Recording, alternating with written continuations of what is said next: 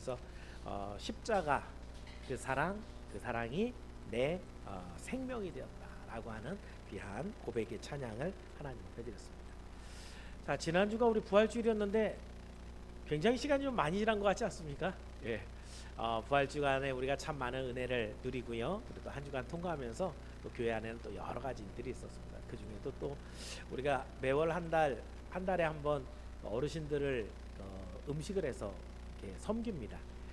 처음에 제 기억으로는 7분, 8분으로 시작했었는데 이번 주간에는 17분을 했어요. 점점 늘어나고 있습니다. 그래갖고 제가 걱정이 돼서 준비하신 분들에게 이제는 좀 재정을 좀 지원을 해줘야 되는 거 아닙니까? 모자르면 꼭 얘기하십시오. 교회에서 지원을 하겠습니다. 여기저기서 후원이 들어와갖고 아직도 그래도 할만하다고, 진짜 어려우면은 얘기를 할게요. 그러시더라고요. 그분들 중에서는 나이가 많으셔서 우리 교회 이렇게 계속 나오시는 분들도 거의 대부분이지만, 사실은 우리 교회 아니신데 전도 대상자도 있고, 그분이 꼭 우리 교회 나오기를 바래서뿐만이 아니라 교회가 가지고 있는 아름다운 모습들을 전하는 그런 이유 때문에도 이렇게 돕는 그런 집도 있습니다. 여러분들 중에 우리 선양교회 이름으로, 개인으로 하지 마시고요, 선양교회 이름으로 누군가를 좀 더 섬기고 싶다라는 게 있으면은 우리 부제부장이신 김남 장로님에게 또는 부제부원들에게 얘기를 해주시면 그걸 또 전달되어서 또 우리 카자흐스탄 팀에서 조금 더 추가할 수 있도록 그렇게 하면 좋겠고요. 이런 일들에 여러분이 많이 협력을 하십시오. 오늘 설교 내용에서도 부활과 믿음을 갖고 있는 사람은 어떻게 살아가야 되는가라는 얘기를 가지고 이 부활의 이제 테마를 마무리할 건데요. 오늘 여러분의 삶이 하나님 앞에 정말 거룩한 산제물로 우리 하나님께 기뻐하시는 그런 삶으로 늘 하나님 앞에 순응해 가시기를 바랍니다. 자, 지난주는 우리가 예수님의 부활을 이제 기념하면서 부활 성도는 삶이 어떻게 바뀌는가, 첫 번째는 사실은 예수님의 부활을 확인해야 된다 그랬죠. 근데 부활했다는 얘기를 듣고도 못 믿은 제자도 있잖아요. 그죠?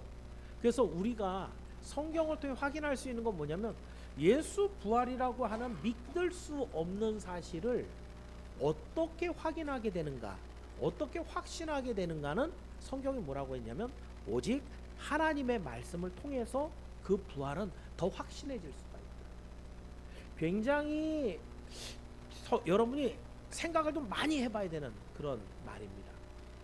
그냥 선언하듯이 말씀 읽으면 부활 믿어져, 이게 아니고 깊이 한번 생각해 보란 말이에요. 이제 나이를 많이 이제 시간을 살아오신 분들 옛날 생각 한번 해보십시오. 잘 생각나시나요? 정말 즐거웠던, 맛있었던 음식, 정말 내가 화가 나고 힘들었던 시간들, 한 20년, 30년 지난 다음에 그 생각을 한번 다시 떠올려 보시라고요. 잘 안 납니다. 누가 무슨 말을 했는지 잊어버립니다. 내가 무엇을 집었는지, 어떤 일을 내가 했는지 기억이 안 납니다. 우리의 감각과 우리의 지식은 한계가 있어서 내가 확실하게 봤는데, 확실하게 말했는데 시간이 한참 지나면 잊어버려요. 하나님의 말씀은 다릅니다. 하나님의 말씀은 살아있거든요. 그 말씀이 우리에게 임하면 예수님 부활한 걸 우리는 못 봤잖아요. 그런데도 불구하고 그것이 확신되어지는, 예수님이 부활할 수밖에 없는 그 부활로 인해서 나도 부활한다고 하는 하나님의 말씀의 조명함, 이것이 우리 믿음을 더 단단하게 하는, 그래서 보지 않고 믿는 자는 복되도다 라는 말씀을 예수님이 하셨습니다. 자, 그리고 이 부활을 만난 성도들은 두 번째 어떻게 되냐면 복음을 막 전하게 된다 그랬습니다. 그 복음을 전하는 것 때문에 이제 돌아와서는 예수 중심의, 교회 중심의 삶을 살아가게 된다, 예배 중심의 삶을 살아가게 된다 라는 것으로, 지난주에는 제가 아마 역대로 제일 짧은 설교를 했을 겁니다. 그죠? 예. 제가 설교를 들어가기에 12시가 넘어서 들어갔기 때문에, 그래서 지난주에는 이렇게 간략하게나마 말씀드렸던 내용들을 여러분과 함께 상고해 봤고요. 이제 오늘은 부활의 성도들이, 이제 오늘 제목을 부활의 증인 그랬는데, 한번 생각해 보세요. 부활 성도하고 부활의 증인하고 어느 쪽이 더 성숙한 쪽이에요? 그치요? 부활의 성도보다는 부활의 증인이 훨씬 더 성숙한 사람들이에요. 나는 부활을 봤어 라는 거 하고 나는 부활을 봤는데 너 이거 뭘 볼래? 이 부활이 진짜야 라고 하는 사람하고는 벌써 차원이 달라진 거예요. 그러니까 성도는 예수를 믿고 부활 성도가 되죠. 부활 성도가 돼서 어느 방향으로 가야 되는 거예요? 예수 증거하는 증인의 삶으로 자꾸 가라. 그래서 예수님이 땅끝까지 이르러 내 증인되라 라는 얘기는 작년에 우리 표어처럼 그리스도의 장성한 분량에 이르도록 날마다 성숙해져 가야 된다는 의미하고도 똑같은 얘기가 됩니다. 자, 그랬을 때 당시에 예수님 십자가에 달릴 때는 정말 뿔뿔이 흩어져서 예수님 버리고 다 도망갔던 이 겁쟁이들이, 그 제자들이 도대체 어떻게 담대하게 복음을 전하고 그 복음 때문에 생명을 거는 용기 있는 전도자들이 되었는가, 오늘 본문을 통해서 살펴볼 겁니다. 그리고 오늘 여러분들도 여기 뭐 이렇게 잔뜩 쌓였는데 별건 아닙니다. 자, 지난주에 세례 받은 분들 이 증서와 함께 액자가 들어 있습니다. 근데 이 세례를 받고 예수님을 믿은 사람에서 이제는 그것이 확신한 때문에 땅끝까지 복음을 전하고 나 때문에 또 한 명의 생명이 살아나서 주님 품 안에 안겨드리게 되는 우리 모든 성도들이 되시기를 주의 이름으로 축원합니다. 그래서 오늘 드리는 말씀 제목을 부활의 증인 세 가지 정도로 살펴볼 겁니다. 첫 번째는요, 성령 충만으로 부활의 증인이 됩니다. 자, 어떻게 부활의 증인이 된다고요? 성령 충만으로. 그죠? 자, 제자들의 삶을 송두리째 바꿔버린 사건이 하나 있습니다. 그 전까지는 항상 제자라고 불렀는데 요 사건 이 다음부터는 뭐라고 불러요? 사도라고 부릅니다. 그죠? 이 제자가 사도가 되려면, 사도는 예수님께서 불러서 뭔가를 시킨 예수님의 사명을 갖고 있는 사람들이 사도거든요. 그러니까 그 전까지 제자였어요. 그런데 이 사건 이후로 사도가 됩니다. 여러분이 알고 있는 대로 바로 오순절 다락방에서 있었던 성령 강림 사건입니다. 이 일로 인해서 제자들은 방언으로 막 기도를 하고 담대함을 입고 바깥에 나가서 이제 복음을 전하기 시작합니다. 그런데 이들이 전했던 복음의 핵심은 오늘 본문은 아니지만 사도행전 2장 21절에 이렇게 이들이 전했습니다. 한번 읽어볼까요? 사도행전 2장 21절 같이 한번 읽어볼게요. 복음의 핵심입니다. 시작. 아멘. 주의 이름을 부르는 자, 예수님을 믿는 자, 그 예수님 때문에 우린 구원을 얻는다. 이게 복음의 핵심이죠. 자, 그래서 이 사도들이 나가서 복음을 전하면 전할수록 어떤 일이 있을까요? 복음을 전하니까 성령의 은혜와 능력이 임해서 예루살렘에 점점 하나님을 믿는 사람들, 예수님을 영접한 사람이 많아집니다. 다시 여러분이 주객이 전도되면 안 되지만 내가 하나님의 일을 감당하고 싶고 하나님의 큰 능력과 은혜를 입고 싶다면 뭐 하는 사람이더라고요? 복음을 전하는 사람. 왜요? 잘 전하려면 잘 전해야 돼요? 대충 전해야 돼요? 그럼 똑똑해야 되겠어요? 안 똑똑해야 되겠어요? 건강해야 되겠어요? 아파야 되겠어요? 모든 것들이 다 구비가 돼야 돼요? 항상 뭐가 모자라야 돼요? 하나님이 복음 전하게 하기 위한 모든 여건과 환경을 만들어 주셔야 되거든요. 아니, 복음 전하러 가야 되는데 다리가 아파갖고 한 발짝도 못 걷어. 그럼 하나님 앞에 간절하게 나 복음 전하려고 그러는데 이거 고쳐주셔야 내가 복음 전하죠. 그럼 하나님이 능력을 주셔야 돼요. 복음은 내 지식과 내 힘과 내 경험과 내가 갖고 있는 것으로 전하는 게 아니라 하나님의 것, 즉 성령의 은혜를 입고 전해야 되는 것이기 때문에 성령이 내게 임한다고 하면 그것은 능력으로 나타나게 됩니다. 성령이 내게 임하게 되면 그것은 마음으로는 담대함이 될 수 있고요, 성령의 역사함을 통해서 여러분이 정말 이전에 할 수 없었던 놀라운 일들을 할 수 있는 것. 성령은 역사할 때 능력으로 역사한다는 거죠. 그랬을 때 점점 사람들이 예수님을 믿게 됐고, 심지어는 베드로가 성전 미문에 앉은 뱅이 다 일으켰더니 하루에 막 5,000명씩 세례를 받는, 우리 7명 세례 줬는데, 그죠? 6개월에 한 번 하는. 근데 한 번 설교 딱 하는데 막 5천 명씩 세례를 받는 이 놀라운 일들이 있었던 거죠. 그렇지만 예루살렘에는 여전히 예수님을 잡아 죽였던 대제사장의 무리들이 눈을 시퍼렇게 뜨고 있었고요. 그래서 이들이 복음을 전하니까 잡아다가 베드로를 가운데 세우고 재판합니다. 그 재판 무서운 재판이죠, 그죠? 예수님도 그 재판 통해 갖고 십자가형을 언도받고 죽었습니다. 그러면 지금 제자들도 잡혀와서 대제사장 앞에 섰는데 대제사장이 질문하는 첫 번째 내용 한번 읽어볼까요? 7절인데요. 읽어보지 않죠. 4장 7절인데 한번 읽어볼게요. 4장 7절 시작.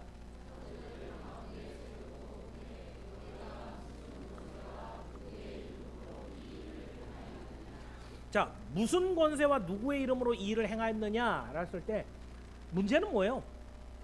이 일입니다. 사도들이 한 일 때문에 잡혀온 거죠. 사도들 무슨 일 했는데요? 예수님이 정해냈죠. 예수님이 뭐라고? 구세주라고. 예수님이 어떻게 하셨다고? 아니 너희들이 십자가에 죽이신 그 예수가 사흘 만에 부활해서 다시 살아나셨고 이 모든 것은 우리를 죄를 대속하신 것이고 이제 부활해서 승천하셨는데 그 예수님 믿어야 구원받아. 이렇게 있겠죠. 이게 그 일이에요. 그런데 대제사장이 지칭하고 있는 그 일은 뭐예요? 그 사람은 우리 율법을 벗어난 이단이었어. 그래갖고 예수 우리가 죽였는데 니네들이 지금 예수를 전하고 다니면서 우리를 비난하고 하나님의 거룩한 공예를 비난하는 이 일을 니네가 진짜 한 거야? 이 대제사장의 관점에서 복음과 구원은 관심 없어요.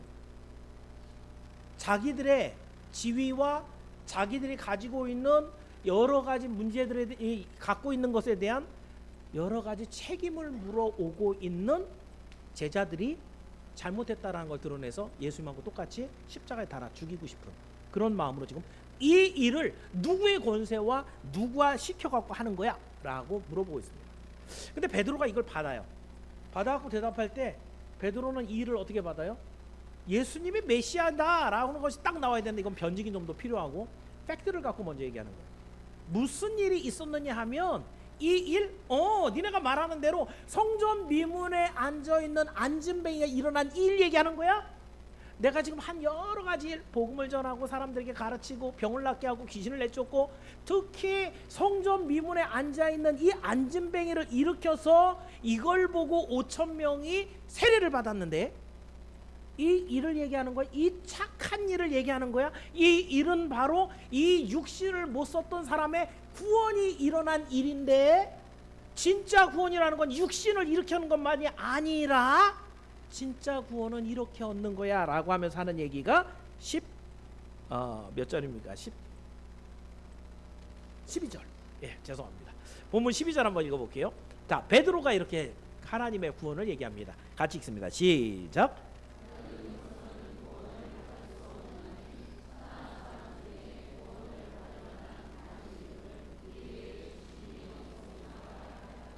여러분 이 얘기하기가 얼마나 어려운지 압니까? 지금 대제사장 앞에서 베드로는 목숨이 날아갑니다. 그러면 자기를 위해서 변명을 해도 부족한 시간인데 지금 베드로는 자기의 생명을 옥죄는 복음의 정수를 지금 딱 날리고 있는 거예요. 그 복음 때문에 사실 예수는 죽었는데 자기도 지금 그 복음을 전해주고 있는 거예요. 대제사장에게. 그래서 어떻게 보면 닭 울기 전에 3번이나 예수님을 부인하고 도망갔던 그 베드로가 지금은 그때는 누구 앞에서 도망간 거예요? 대제사장의 종들 앞에서 도망갔죠. 근데 지금 앞에 누가 있어요? 대제사장이 있어요. 근데 도망가는 게 아니라 복음의 정확한 내용을 딱 선언하면서 구원은 이런 것이야. 아무렇게나 받을 수 있는 게 아니라 이 구원을 얻을 만한 유일한 이름 예수님의 이름으로만 구원을 얻을 수 있어 라고 딱 선포를 하고 있는 것이죠. 어마어마한 변화가 있지 않습니까? 어떻게 베드로가 이렇게 됐지? 라고 하는. 근데 여러분 우리들 가운데서도 이런 변화의 사람들이 엄청 많습니다.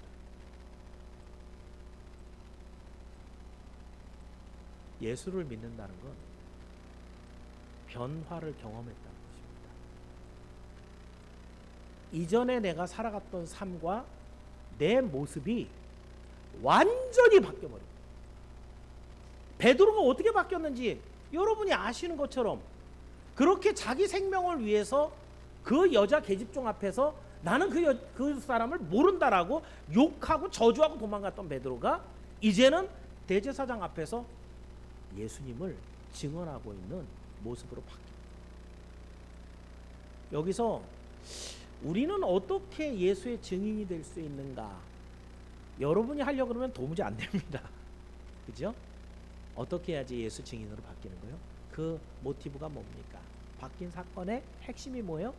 바로 성령의 충만함이에요. 베드로는 예수 부활을 봤어요. 봤는데 계속해서 다락방에 숨어 있었어요. 그리고 열흘 동안 기도하는 사이에 성령이 임하는 순간에 바뀌어 버렸어요. 예수님의 복음 똑같이 알고 있고 예수님의 부활을 똑같이 봤는데 심지어는 그가 승천하는 것까지 다 봤는데 그런데 마음에 아직도 어려움이 있어서 하나님의 말씀을 전하지 못하고 두려운 마음에 숨어있던 베드로가 바뀌게 되는 유일한 사건은 성령의 충만함이었습니다. 자, 우리 주변에 한번 바뀐 사람들 누구 있나 한번 보세요. 못 찾으면 그 교회는 심각한 교회인 겁니다. 이번에 여러분 한번 생각해 보세요. 나는 예수를 믿고 나서 그냥 그러네. 난 하나도 안 바뀌었네.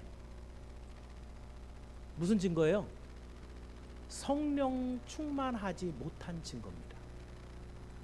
성령이 충만한 사람은 바뀝니다. 그래서 우리 여기 지금 그 세례를 받은 7분 다 얘기할 것 같으면 시간이 모자른데, 제가 우리 중직자라든가 또는 우리 훈련학교라든가 여기서 할 때마다 제가 항상 얘기해요. 이분은 이렇게 바뀌어요. 이분은 이렇게 바뀌어요. 이분은 이렇게. 그 왜 바뀌었어요? 제가 막 때려줬어요. 안 바뀌면 안 된다고 막 같이 막 싸웠어요. 저는 그냥 하나님의 말씀만 전했을 뿐이고요. 이분들 안에 뭐가 임해야 되는 거예요? 성령이 임해서 바뀌는 거예요. 그럼 여러분 여기에 제가 이제 이렇게 써놨어요. 성령 충만이 임하면, 성령이 임하면 변하는 일들이 있어요. 예수 부활이 내게 믿어지게 됩니다. 그리고 예수가 십자가에 죽으신 사건, 부활하신 사건, 그 예수가 내가 믿어져서 이제는 나도 부활한다라는 것을 믿게 되는 거예요. 이게 성령이 충만하게 된 사람의 가장 중요한 핵심 포인트예요.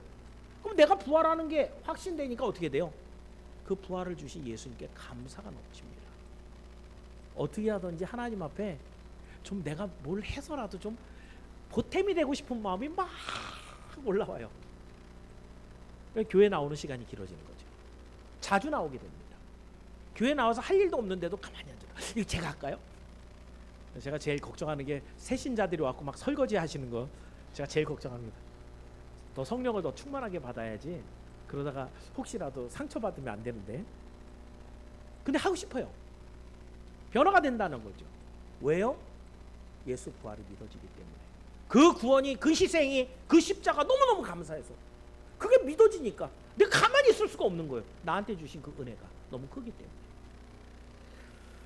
그렇기 때문에 여러분, 오늘 여러분이 예배를 드리면서 성령 충만을 받고 싶다, 혹시 그런 마음도 없이 나오시진 않았죠? 성령이 오시든지 마시든지 충만하시든지 마시든지 그럼 변화가 없어요. 만약에 성령 충만함이 없으면 어떻게 될까요? 성령이 내 안에 안 계시면, 잘 생각해 보세요. 똑같은 말이지만 예수님이 잘 안 믿어져요. 예수님 부활이 2000년 전에 부활하셨지, 그거 누가 몰라? 여기서 끝이에요. 그것으로 인해서 뭐 예수 부활한 거 뭐 사람들 다 아는데 그거 뭐하러 전해? 내가 할 일이 없어요. 교회가 하는 일과 내가 살아가는 삶과 완전히 분리된 삶을 살아가요. 어떤 사람이라고요? 성령이 없는 사람. 그렇게 살아도 되겠습니까? 아니, 중요한 건 그거예요. 제가 이과 출신이라 이건 어쩔 수 없어요.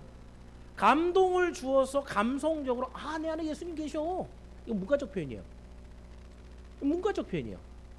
진짜 내 안에 예수가 계시면 나는 어떻게 변하느냐면 나는 안전해요. 확실해요. 평안해요. 그리고 그 예수님 만날 준비를 해야 돼요. 그 준비를 어떻게 해요? 주님과 함께 동행하는 거죠. 주님 기뻐하는 걸 하는 거죠. 저 천국에 갈 내 상급을 거기다 쌓아놓는 거죠. 어떻게 가만히 있을 수 있어요? 오늘 하루가 나에게 주어진 유일한 하루인데, 오늘 하루가 내가 살아갈 수 있는 우리 하나님 앞에 보여줄 유일한 하루인데 그 하루를 내 마음대로 막 보낼 수가 없는 거예요. 오늘도 기쁨이 있어서 예수 믿으세요? 할렐루야. 교회 열심히 다니세요. 예수님 좀 한번 믿어보시죠. 내 마음속에 예수를 전하고 싶은 증인의 삶을 살려야 돼. 근데 나는 너무너무 내성적이었고, 완전 그 내성적인 사람들 뭐 MBTI에서 있잖아요, 그죠? 분리하는 그런 사람이었고, 나는 입 벌려갖고 교회 갑시다 이런 얘기 전혀 못한다. 그런 사람도 증인이 될 수가 있어요. 어떻게 해요? 딱 부러진 삶을 사는 거예요. 하나님 앞에 이 사람은 예수 믿는 사람이야 증거를 딱 보여주는, 하나님의 뜻대로 살아가는, 예수 믿는 사람은 저렇게 사는 게 맞구나 보여주는 삶. 친절하게 그 사람들에게 삶을 보여줄 때 그 삶 자체가 예수 증인의 삶이 돼버린다는 거죠. 하나님께서 여러분에게 주신 여러 가지 특기, 특성들 때문에 여러분이 표현되는 삶의 모습은 다양할 수 있지만 하나님이 우리에게 요구하시는 것은 예수 증인의 삶입니다. 그 삶을 살아가려면 반드시 성령의 충만함을 받아야 됩니다. 오늘 하나님 앞에 나와서 간구하십시오. 성령 충만은 어떻게 받을까요? 오늘 본문에 써놓지 않았지만 베드로는 어떻게 받았어요? 뭐 하다 받았어요? 예수님이 얘기했죠? 성령 충만이 임하도록 예루살렘을 떠나지 말고 뭐 하라 그랬어요? 기다리라 했어요. 어디서? 하나님의 전에서. 어떻게 보면 그 예루살렘이라는 게 주님이 약속해 주신 교회 그 자리였어요. 그 성령이 임한 자리가 결국 나중에 처음 교회인 예루살렘 교회가 세워지는 곳이에요. 그렇다면 여러분 성령 충만함을 얻고 싶다면 기도하십시오. 베드로는 기도하다가 얻었어요. 모든 사도들이 전부 다 기도하는 중에 성령의 충만함을 입었어요. 간절히 구해야 됩니다. 열흘 동안이나 거기서 꼭 갇혀갖고 열심히 기도하는 중에 하나님께서 그 사랑하는 자에게 성령을 주지 아니하시겠느냐. 할렐루야. 성경이 그렇게 기록하고 있어요. 복음서에 온갖 좋은 것이라고 써놓지 않고 사랑하는 자에게, 그 구하는 자에게 성령을 주지 아니하시겠느냐. 그 성령 안에 다 들었거든요. 이것을 여러분 기억하면서 신앙생활의 핵심이 바로 성령으로 말미암은 터닝포인트, 변화에 있습니다.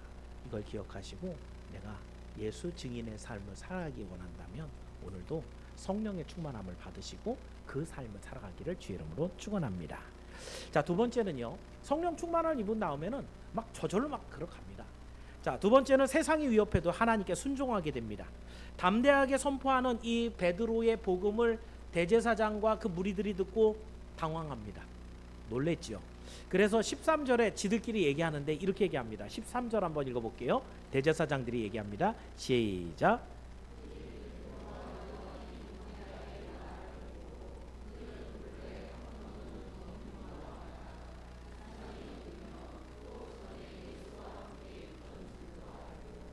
자, 이전에는 이렇게 똑똑하게 논리적으로 성경을 중심으로 얘기할 줄을 못 봤죠. 그런 것들을. 근데 베드로가 갑자기 바뀌어갖고 그렇게 아주 자신 있게 정확하게 하나님의 말씀을 대언하고 있는 걸 보니까 놀랬습니다.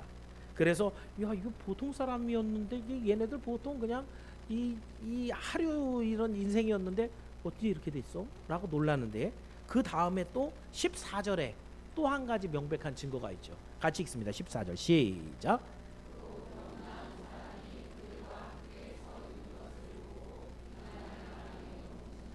병 나은 사람, 아까 얘기한 대로 성전 미문에 안진뱅이 나면서부터 계속 안진뱅이였는지 어쩐지 모르지만 그 안진뱅이가 일어나서 뛰고 걷고 있는 모습을 딱 보고 있으니까 그 일, 이 착한 일, 그것에 팩트가 거기 딱 존재하고 있으니까 더 이상 할 말이 없는 거죠.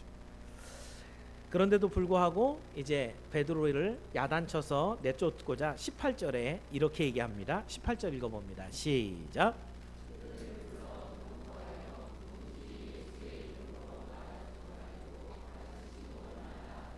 자, 이제 끝까지 그래도 자존심 있으니까요. 그래서 거기에 다 고친 사람도 있고 베드로의 말이 다 옳은데도 그거 다 꺾어버리고 앞으로는 이 이름으로 아무 말도 하지 마 라고 야단을 치고 내쫓으려고 그러니까 베드로가 길게 좀 오히려 이들을 책망하죠. 대제사장의 무리인데 이 일개 한낱 그냥 백성 중에 하나인 베드로가 19절 20절에 이렇게 얘기합니다. 19절 20절 읽어봅니다. 시작.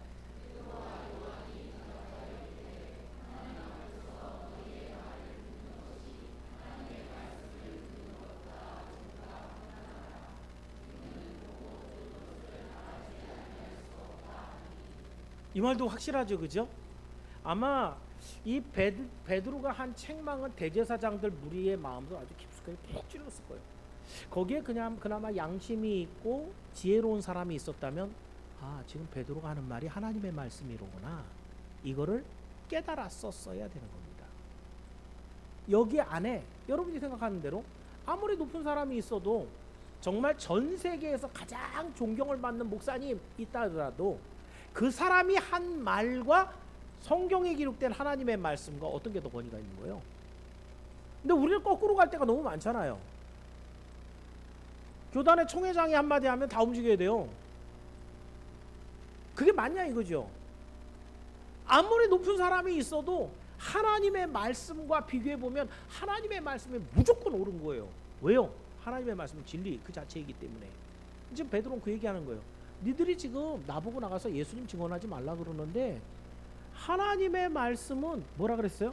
땅 끝까지 증인되라 그랬고, 니들은 지금 증인하지 말라 그러는데 누구 말 듣는 게 맞는지 내가 얘기해봐. 우리는 보고 들었기 때문에 하나님으로부터 받았기 때문에 증언하지 않을 수가 없어. 증인의 삶을 오늘도 살 거야 라고 베드로가 얘기하고 있는 거야. 이 얘기는 자기에게만 하는 거야? 대제사장도 야단치는 거예요. 대제사장 뭐 야단 맞고 있는 거예요? 너희들은 높은 자리에 올라가서 이 세상을 다스리는 권세를 하나님이 주셨는데도 불구하고 하나님의 말씀은 내팽개치고 예수 증인의 삶을 살아가지도 않는 너희들의 삶을 한번 돌아봐 라고 책망하는 거죠. 가끔은 이렇게 아랫사람이 한마디가 윗사람이 굉장히 큰 정말 매가 돼서 뜨끔하게 그렇게 다가올 때가 있습니다. 저도 제가 전에도 한번 얘기 드렸지만 대학교 1년 후배 녀석 하나가 진짜 제가 좋아하고 잘 아끼는 녀석인데 제가 복음을 안 전했거든요. 근데 이 친구가 나중에 어디서 복음을 듣고 와갖고 저한테 와갖고, 형 이렇게 좋은 복음을 나한테 왜 안 전해줬어? 제가 그때 얼마나 마음이 찔렸는지. 야씨, 너 술 너무 잘 먹어갖고 너 교회 안 다닐 것 같아갖고, 괜히 교회 다니자 그러면 사이가 애매해질 것 같아갖고 속으로 생각을 하는 거예요. 그죠? 그래갖고 안 전했지 내거. 근데 그 말은 뭐예요? 핑계밖에 안 되는 거죠. 그죠? 전했어야죠. 그 후배의 말이, 그때가 제가 20대 후반에 결혼하기 전이었으니까요. 지금도 기억이 나요. 얼마나 아프게 저한테 그 매가 돼서 제 가슴에 새겨졌는지. 그 후배가 그때 당시에도 지금도 그렇겠지만 믿음은 제가 더 좋았거든요. 지금도 마찬가지겠지만. 그런데 그 친구가 그 한마디 한 것은 하나님의 말씀과 같았어요. 가끔은 우리가 아랫사람이 얘기한 것 때문에 에이 니까지 게 뭘 한다고 라고 하고 무시할 때가 있는데, 때때로는 여러분의 자녀들이 또는 여러분의 아랫사람들이 하는 이야기가 여러분에게 이렇게 다가올 때가 있습니다. 근데 제제사장들은 뭐 한 거예요? 그렇게 다가오는 말씀들을 받아주지 않고 자기 자리를 지키겠다는 생각 때문에 무시하고 외면하고 오히려 책망해서 제자들을 돌려보낸 거죠. 여기서 우리가 한 가지 또 깨달을 것이 있습니다. 이 세상의 주인은 분명히 하나님이시고 우리에게 분명히 명령하시기는 예수 증인의 삶을 살라고 했는데, 여러분이 정말 복음을 전하고자 할 때 세상은 그 악한 권세를 내세워서 복음을 전하지 못하도록 가로막는다.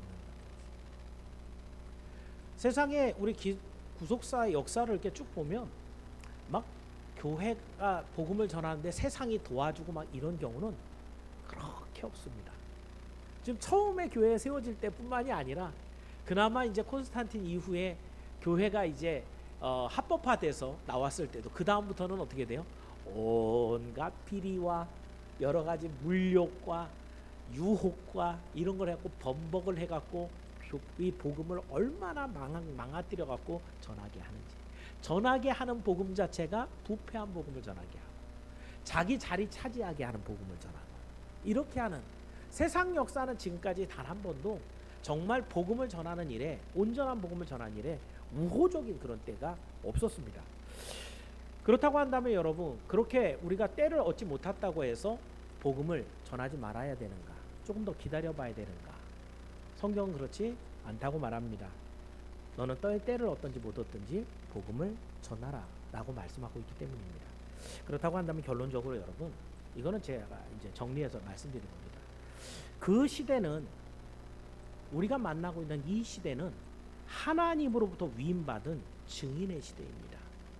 그 시대가 혹시 평화의 시대라 복음을 전하는데 아무 문제가 없을 그런 시대일 수도 있고요. 핍박의 시대여서 복음을 전했다가는 목이 날아가는 그런 힘들고 어려운 시대일 수도 있습니다. 여러분 어떤 시대를 하나님 앞에 받고 싶어요? 목이 막 날아가는 그런 시대는 무섭고 두렵잖아요. 그죠? 그게 내 마음대로 되는 건 아니잖아요. 하나님이 정해주시는 거죠. 그죠? 조금 돌이켜보면 우리나라 제가 이제 한국교회사를 전공을 해갖고 학위를 했기 때문에 사실 우리나라도 이렇게 복음을 전하기 쉬웠던 그런 시대가 길지는 않았어요. 처음에 들어왔을 때 우리나라는 그 외세를 다 밀어냈었잖아요. 그 맨날 선교사들 돌 맞고 그랬거든요. 예, 선교사 집에 돌 던지고 막 유리창 깨고 막 이랬단 말이에요. 그런데 그나마 일제 시대 때 교회 탄압받았습니다. 북한 공산당을 의해서 복음 탄압받았습니다. 겨우 해방을 하고 난 다음에 이 남한에서만 1950년 이후로 교회가 세워지기 시작하고 처음에는 안에서도 사실은 많이 부인되고 핍박받고 그랬었어요.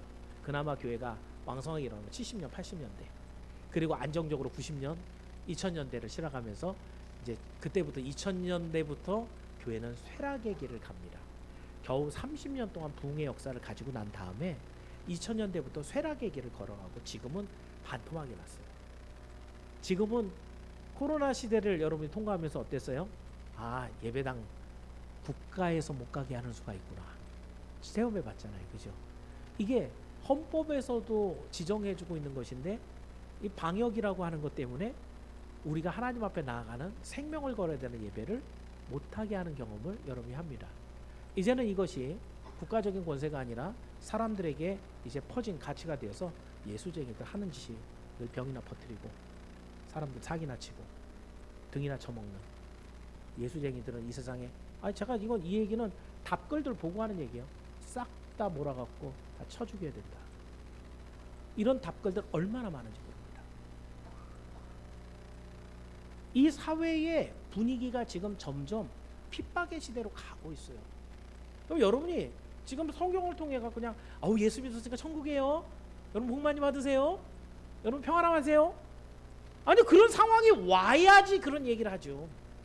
성경의 예언대로 본다면 가면 갈수록 종말의 때 여러분의 신앙이 도전을 받고 핍박을 받는다고 써 있어요. 그럼 여러분 뭐 해야 돼요? 준비해야 됩니다. 여러분에게 핍박이 찾아오더라도 그 복음을 지키려고 하는 그 준비를 하고 있어야 되는데 맥 놓고 가만히 앉아 있어서 나의 때는 평안의 때만 주시옵소서. 여러분의 의사대로 되지 않는다 그랬잖아요. 그렇다고 한다면 예수 증인의 삶을 살아갈 때 첫 번째는 성령의 충만함을 주셔야 되는데 두 번째는 그 시대가 어떤 시대를 만나든지 세상이 위협을 하더라도 나는 절대로 그 믿음을 버리지 않겠습니다 라고 하는 분명한 결단이 여러분에게 있어야 됩니다. 여러분이 해야 됩니다. 오늘도 그냥 예수 믿었으면 됐지, 오늘도 살만하구만, 오늘도 그렇게 크게 문제 없구만, 이렇게 있어서는 안 되고 오늘 여러분에게 찾아올 혹시 모를 사탄의 도전 앞에 베드로처럼 하나님의 말씀을 전하는 것과 너희 말씀을 따르는 것과 어느 것이 옳은지 너희가 말해봐라 라고 할 수 있는 담대한 결단이 있어야 된다는 거죠. 베드로는 자기 목숨을 건지려고 했을 때는 복음을 버리고 도망가는 비겁한 도망자가 되지만, 오히려 생명을 걸고 담대하게 복음을 전할 때는 5천 명의 영혼을 살리는 전도자의 삶을 살아가게 됩니다. 여러분도 똑같습니다. 오늘 하나님이 여러분에게 요구하는 것, 사람들과 친하게 사랑스럽게 매끄럽게 지내는 이것이 다가 아니라 오직 성경에 충실한 복음 그 자체를 믿고 그 복음을 전할 수 있는, 그래서 여러분을 통해 예수 증언이 이 세상에 선포가 되는 예수 증인의 삶을 살아가는 여러분으로 결단하기를 주의 이름으로 축원합니다. 마지막으로 한 가지만 더 얘기합니다. 예수 부활의 증인들은요, 부활의 성도들을 사랑으로 구제합니다. 여기에 지금 제가 부활의 성도들을 사랑으로 구제했습니다 그랬더니 우리 사모님이 이거 오타 수정을 하는데, 부활의 성도들은 아니야? 라고 물어보길래 한참 이거 맞아 그랬어요. 자, 이게 조사 하나만 갖고도 대상이 바뀌죠, 그죠? 세 번째 대지를 제가 뭐라 하냐면, 부활의 성도들, 즉 이 교회 안에 있는 성도들을 목적입니다. 뭐 해야 된다? 사랑으로 구제해야 된다. 이제 조금 더 살펴보게 되면, 예수 증인의 삶을 살아가는 건 자기 생명 걸고 나는 예수 증인이야 라고 하는 신앙의 결단이 있다 그랬어요. 근데 말만 그렇게 해갖고 살아가는 것은 증인이라고 할 수 없습니다. 삶이 따라와 줘야 된다는 거죠. 그랬을 때 이 대제사장에게 풀려난 사도들은 교회로 돌아가서 이거 보고합니다. 대제사장들이 우리 죽이려고 막 그냥 몰았는데 우리 담대하게 예수님 증언했어 이러면서 아마 쭉 있었던 얘기를 했겠죠. 그리고 나서 교회는 기도하면서 더욱더 예수님을 믿을 은혜와 능력을 달라고 간구합니다. 그런 다음에 더 나아가서 32절 말씀이에요.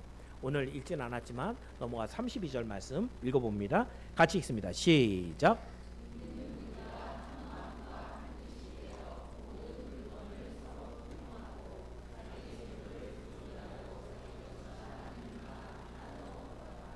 예, 그렇습니다. 이것은 복음의 증인들이, 성도들이 말로만 복음입니다, 구원입니다 전한 것이 아니라 그 믿음이 동반된 삶으로 이 복음이 진리라는 것을 증명하고 살았다는 것입니다. 특히 여기에 내용은 그거죠. 여러분이 알고 있는 것처럼 예루살렘 교회 성도들이, 돈이 있는 사람들이 자기 재산을 다 내놓은 거 아닙니다. 자기가 쓸 거 놔두고, 그리고 풍성하게 가지고 와서 사도들 앞에 놔서 가난하고 어려운 사람들에게 나눠주십시오. 그래서 거기에 있는 사람들이 서로 나누어주면서 유무상통하는, 네 거 내 거 없는 그런 삶을 살아간 교회를 이제 가장 이상적인 교회 모습으로 이제 성경도 많은 사람들이 얘기합니다. 삶이 따라와줘야 된다는 것이죠. 참 이게 쉽지 않은 얘기입니다. 예수 부활을 확신하고 천국에 나의 집이 있다. 그래서 성경은 이 땅을 우리에게 나그네처럼 살아가라 라고 얘기합니다. 중세에 있었던, 여러분이 알고 있는 수도원들을 보면 그 수도원을 어떻게 만들어진지 아십니까? 중세의 영주들 같은 경우는 재산이 어마어마했습니다. 그거 상속받거든요. 근데 예수님 믿고 은혜가 생기니까 어떻게 돼요? 그 재산을 전부 다 수도원에 기부를 해버려요. 그리고 자기는 이름 없는 그 수도원도 아니고 다른 이름 없는 수도원 갖고 평생 수도하면서 보내는 거예요. 근데 여러분, 중세의 신학은요 삐뚤어졌었어요. 하나님의 말씀을 버리고 삶의 체험, 자기가 체험한 어떤 경건의 삶, 금욕주의적 이것을 했기 때문에 어떻게 보면 신학적으로는 삐뚤어져 있었지만, 적어도 이 사람들의 열정은 우리가 좀 배워야 되는 것이에요. 그렇게 물질을 정말 하나님 앞에 다 드리고 나는 처음으로 돌아가서 하나님의 뜻대로 살다가 내 인생 마감하겠습니다 라고 하면서 살아간 그 사람, 오늘 성경대로 얘기한다면 뭐 거기서 예수님을 증거할 수 없는 그런 사막이나 광야 이런 데로 나가는 거는 사실은 증인의 삶은 아니겠죠, 그렇죠? 이런 것들이 신학적으로 잘못됐다는 얘기예요. 그렇지만 적어도 자기의 삶을 몽땅 다 하나님께 맡기고 물질을 이렇게 가난한 사람들을 위해서 다 내놨던 이러한 모습들은 그 삶 자체가 야, 그 사람 진짜 예수 믿는 사람이네 라고 할 수 있는 증언은 될 수 있겠죠. 어제 우리가 그 중직자 훈련학교를 하면서 같이 이제 리딩하는 책이 있습니다. 모두 7챕터로 되어 있는데 마지막 챕터가 교회 미래에 대한 얘기를 해요. 거기서 마지막 챕터의 마지막 또 단락이 뭐가 있냐면 이신칭의 교리에 대한 것이에요. 이신칭이가 뭐예요? 믿음으로 의롭게 된다는 거죠. 그죠? 그거 맞아요, 틀려요? 예, 왜 조용하세요? 처음 들으세요? 자, 믿음으로 의롭게 되는 게 맞아요, 틀려요? 맞아요. 근데 거기에 저자가 무슨 말을 써놨냐면 그 이신칭이가 너희의 삶의 포장지가 되어서는 안 된다고 얘기해요. 무슨 말이에요? 나는 예수 믿었어. 그러니까 난 천국 가, 난 구원받았어 라는 게 포장지로만 두르고 있으면 안 된다라는 거. 그걸로 포장하고 난 예수 믿었으니까 끝이지. 나는 어떻게 살아가든지 예수님이 결국 구원할 걸 작정한 사람이야. 말로는 뻔질하게 포장하고 있다는 거예요. 삶으로는. 나 예수 믿었으니까 걱정하지 마. 뭐 살다 보면 그래도 마지막에 하나님 다 데려가시겠지. 내용은 아무것도 없는 거죠. 포장지만 그런 듯한 거예요. 그걸 그 책이 이제 고신의 이제 목사님들이 여럿이 같이 쓴 그런 책이기도 하지만 이게 우리 장로교 성도들의 가장 큰 맹점입니다. 하나님께서 구원할 자를 약속하셨다, 예정하셨다. 이거 확실한 하나님의 진리거든요. 그 하나님께서 우리가 구원받을 때까지 성령을 보내서 견인하신다. 확실한 내용이거든요. 근데 견인에 끌려가는 우리는 아무것도 안 하고 아유 끌려가든가 끌어가시든지 마시든지 나는 내가 하고 싶은 거 다 하는데 주님이 끌어가시기만 기다리고 있을 때 나를 끌어가시는 주님인 줄 알았더니 포장지만 그럴듯하게 있는 덩그러니 혼자 세상 속에 있는 나일지도 모른다는 거예요. 여기에 부활의 성도가 예수 증인의 삶을 산다는 것은 삶에 분명히 변화된 자기 희생이 있다라는 것이요. 이 초대 예루살렘 교회 성도들은 가장 먼저 뭘로 지금 기록을 계속했냐면 물질. 그럼 그걸 갖고 뭘 도와줬다는 거예요? 누구를? 가장 먼저는 성경에 기록이 되어 있습니다. 예수 믿는 사람에게 먼저입니다. 근데 여러분에게 제가 자주 얘기하지만 구제라는 것은 여러분의 이름으로 하면 절대 안 됩니다. 만약에 누군가를 도와줬어요. 만약에 세연이가 막 아파갖고선 병원에 입원했는데 세연아 목사님이 입원비 줄게 걔한테 100만 원을 딱 주고 왔어요. 그럼 제가 다 낫고 난 다음에 누가 제일 감사해요? 목사님 감사합니다. 제가 이 은혜 잊지 않고 도와줬는데 그 영광과 감사는 내가 다 받는 거예요. 하나님과 관계 있어요 없어요? 없어요. 하나님 앞에 드리는 연보를 가지고 똑같이 제가 교회에다가 헌금을 했어요. 그래서 이거는 세연이에게 수술비로 써주십시오. 그럼 교회에서 그 돈 다른 데 쓰겠어요? 거기 그대로 주겠어요? 커미션 띄지 않습니다. 100% 다 갑니다. 그럼 제가 낸 거는 모르고 세연이가 딱 받을 때 어떻게 되겠어요? 우리 교회에서 별짓 다 하네. 이런 것까지도 신경 써갖고 도와주시네. 그러면서 세연이가 누구한테 고맙겠어요? 교회에 또 하나님께. 그럼 갚으려면 누구한테 갚아야 돼요? 교회에 하나님께 갚아야죠. 그렇죠? 하나님의 교회가 착한 일을 할 때 예수님의 이름으로 해야지 맞다라는 거예요.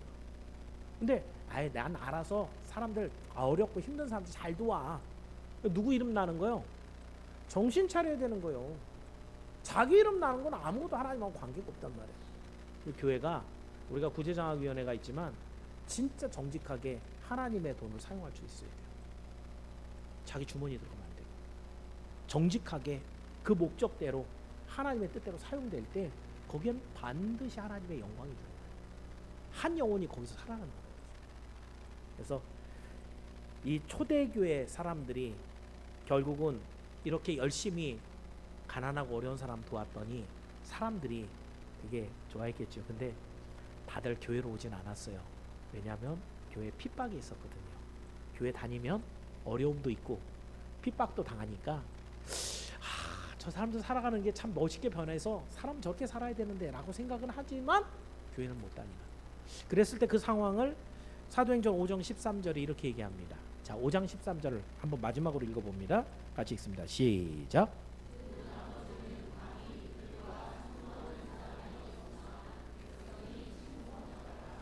여러분, 이 세상은 안 바뀝니다. 세상은 계속해서 교회를 대적하고 복음을 전하는 것을 방해하게 돼 있습니다. 근데 세상에 우리가 보여줄 수 있는 증거, 예수 부활의 증인이라는 증거를 보여줄 때 예수 그리스도를 믿는 그 믿음의 변화뿐만 아니라 그것으로 말미암은 삶의 변화로 다른 사람들을 이롭게 하고 도와줄 때 사람들이 볼 때 역시 예수 믿는 사람이지, 저 사람들밖에는 이 세상에 소망이 없어, 역시 교회야 라고 하는 칭송을 교회가 받아야 된다는 거예요. 그렇습니다. 믿음은 삶의 실천으로 증명됩니다. 부활의 증인도 역시 신앙생활을 통해 진정성이 있는 믿음이라고 확정지어질 수 있습니다.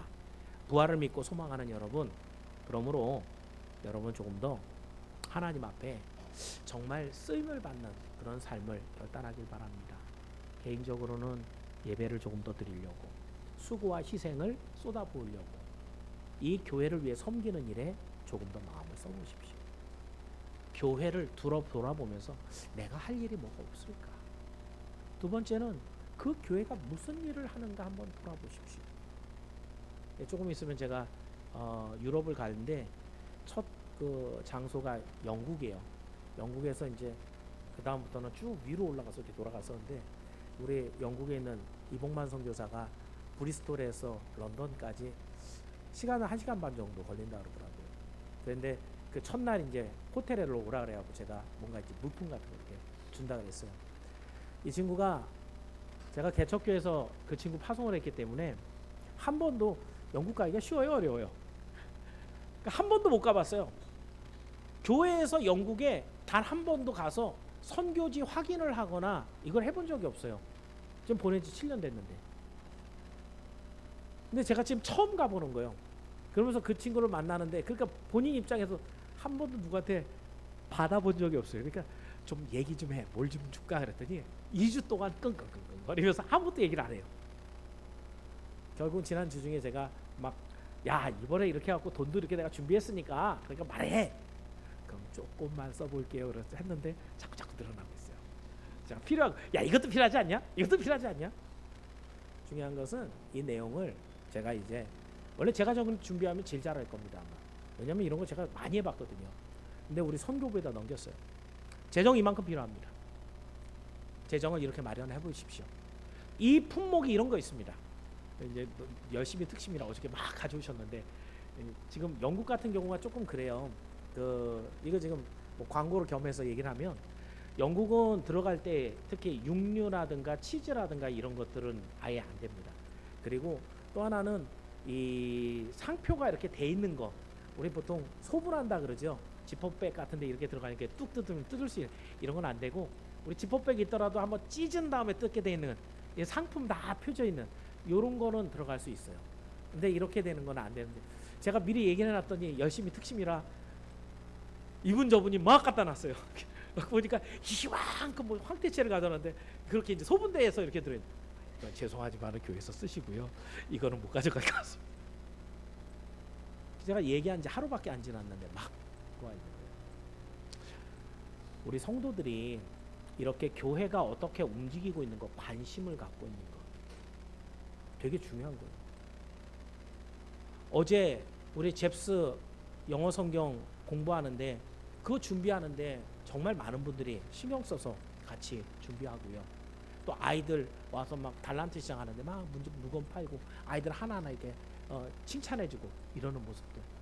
교회가 무슨 일을 하고 있고 하나님이 지금 이 시대에 무슨 일을 하고 있는지 관심이 있어요.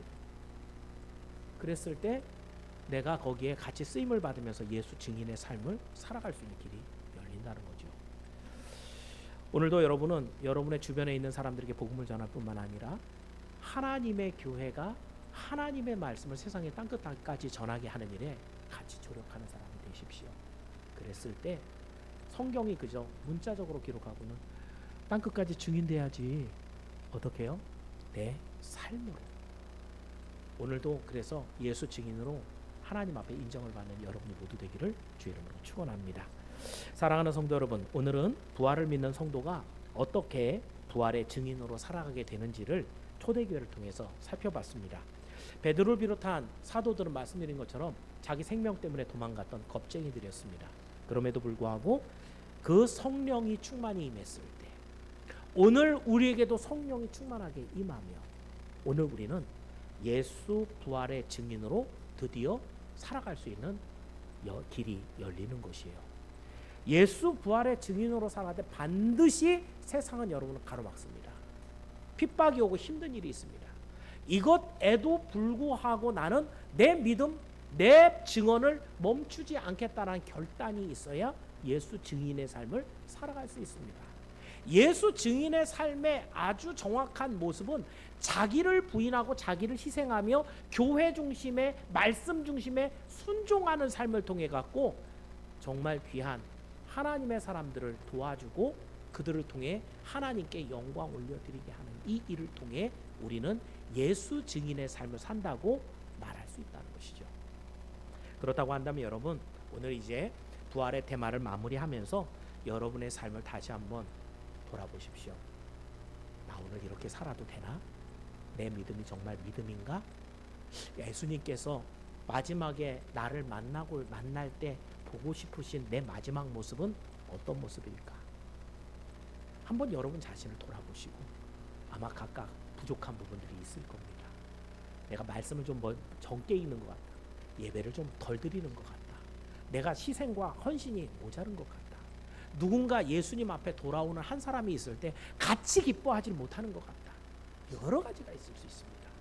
이것을 달라고, 특히 성령 충만을 허락해 달라고 기도함으로 이 모든 것을 감당하기에 넉넉한 하나님의 은혜가 여러분에게 임하기를 주의 이름으로 축원합니다.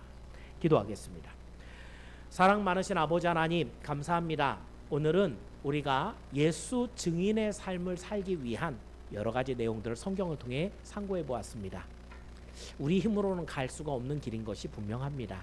그러나 예수님께서 우리에게 보내주신다고 약속하신 성령을 우리가 받으면, 그래서 그 성령과 함께 동행하면서 그 어떤 핍박과 어려움도 이길 것을 결단하며 하나님께서 맡겨주신 모든 곳에서 정말 수고하며 충성하며 주의 교회를 돌아볼 때 우리는 예수 증인의 삶을 살 수 있다라고 성경이 말씀해 줍니다.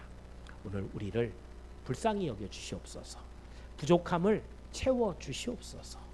우리가 주님과 함께 동행할 때 우리를 눈동자같이 살피시고 지켜 주시옵소서. 이 시대를 우리에게 맡겨 주셨사오니 이 시대 가운데 주의 복음이 가득 채워지는 놀라운 역사를 허락해 주시옵소서. 감사하며 예수님의 이름으로 기도하옵나이다.